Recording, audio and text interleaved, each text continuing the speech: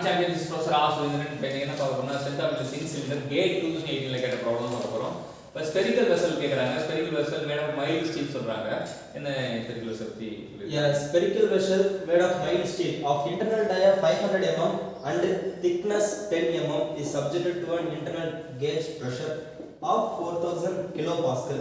If the yield stress of mild steel is 200 megapascal, the factor of safety is. So இது kilo pascal கொடுத்துருக்காங்க. So kilo பாஸ்கல்ன்றது mega pascal. Mega pascal தான் 1 mega pascal equal to 1 newton per metre square. So spherical செல்லுக்கு வந்து சர்க்கம் stress மட்டும் தான் இருக்கும். அதோட ஃபார்ம் வந்து PD/4T அப்படின்றது நம்ம தெரிஞ்சுக்கலாம். ஸோ P வந்து 4, D வந்து 500, இங்கே வந்து 4 இருக்குது, T வந்து 10. ஸோ அடித்தோம் அப்படின்னா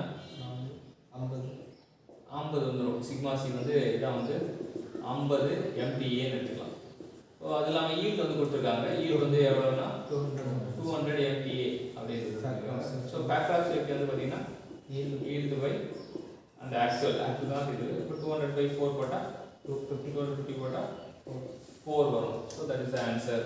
இப்போ ஃபேக்டர் ஆஃப் சேஃப்டின்றது ரொம்ப ரொம்ப முக்கியமான விஷயம். அந்த ஃபேக்டர் ஆஃப் சேஃப்டி தான் பொருளை டிசைன் பண்ணணும். அந்த பொருளோட லைஃப் எப்படி இருக்குன்னு சொல்லிட்டு இந்த ஃபேக்டர் ஆஃப் சேஃப்டி தான் இருக்கணும். நம்ம வந்து ஆக்சுவலுக்கு இது பண்ணும்போது டிசைன் பண்ணும்போது அது உடஞ்சாலும் உடையலாம். ஆனால் ஃபேக்ட் சேஃப்டி 4 இருக்கும்போது அது இன்னும் கொஞ்சம் காலம் முடிச்சு வரும். அதுக்காக தான் அந்த ஃபேக்டர் ஆஃப் சேஃப்டி யூஸ் பண்ணுறோம்.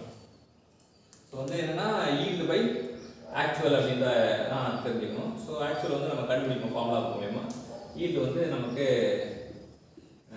கிவன் இந்த கொஸ்டின் இட்செல்ஃப் மைல்டு ஸ்டீலுக்கு ஈல்டு ஸ்ட்ரெஸ் வந்து 200 மெகாபாஸ்கல் அப்படின்றது தெரிஞ்சுக்கலாம். ஸோ இந்த கொஸ்டின் கற்றுக்கிறதுக்கு வாய்ப்பு கொடுத்த ஸ்டூடெண்ட்டுக்கு தேங்க்யூ சொல்லுவோம். Thank you champions.